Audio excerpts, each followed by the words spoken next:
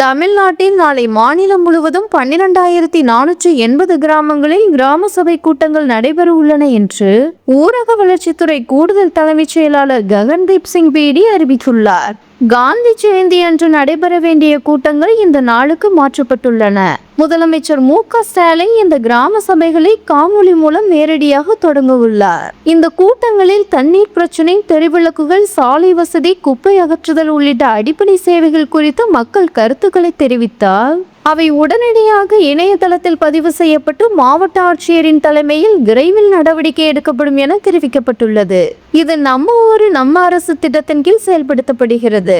முக்கியமாக சாதி பெயர்கள் அல்லது இழிவுபடுத்தும் பெயர்களை கொண்ட தெருக்கள், சாலைகள், குடியிருப்புகள் போன்றவற்றின் பெயர்களை மாற்றுவது குறித்த ஆலோசனைகளும் இக்கூட்டங்களில் இடம்பெறும்.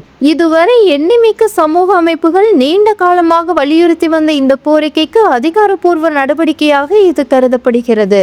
மேலும் நலிவடைந்த குடும்பங்களுக்கான நிதி உதவிகளும் இந்த கிராம சபை கூட்டங்களில் தீர்மானிக்கப்பட உள்ளன.